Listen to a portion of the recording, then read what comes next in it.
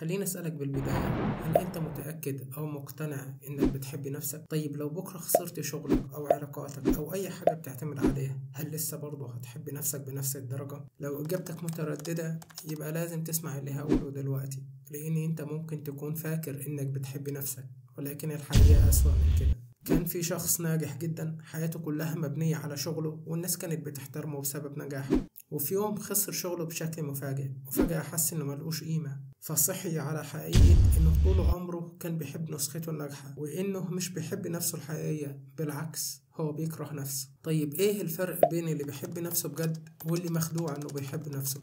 علم النفس بيقول إن في فرق كبير بين حب النفس القائم على الإنجازات زي إني أكون غني أو مشهور أو محبوب أو أمتلك أشياء معينة، وبين حب النفس الحقيقي اللي هو إني أنا أحب نفسي على أي وضع بغض النظر. الأولى حبك لنفسك القائم على الإنجازات دي جاية من عوامل خارجية، إنما حبك لنفسك الحقيقي ده بيجي من وعيك بذاتك بعيد عن أي إنجاز أو رأي الناس فيك. فحب النفس الحقيقي مش معتمد على ظروفك أو مشاعر الآخرين اتجاهك ولا نجاحاتك المؤقتة، هو إنك تقبل نفسك بكل حالاتك بكل قوتك وضعفك بدون شروط. ولكن ده بيكون صعب علينا لأننا من البداية اتبرمجنا على إننا نكره نفسنا، وده بيوصلنا لسؤال مهم: ليه ناس كتير بتكره نفسها بدون ما تحس؟ الحقيقة مش انت المشكلة، وإنما المشكلة إننا اتبرمجنا من صغرنا إننا نحب نفسنا المرتبطة بالإنجازات، لما تنجح لما تكسب لما حد يعترف بيك. بس ده فخ، لأنك لو ربطت حبك لنفسك بالحاجات دي فانت مش بتحب نفسك، ولو الحاجات دي اختفت فانت هتكره نفسك. وعلشان كده كتير مننا بيكره نفسه أو بيحس إنه رافض وكاره نفسه، لأننا بنعيش بمعايير مستحيلة ومش بنسامح نفسنا على أي أخطاء بسيطة. وأسباب كره النفس بتكون بعوامل زي إن بتراقب حياة الناس وبتاخد النقاط المثالية فيها وتسقطها على حياتك، وبسبب ده فأنت ما بتبقاش راضي عن حياتك. كمان البيئة والتربية السامة اللي تعرضنا لها: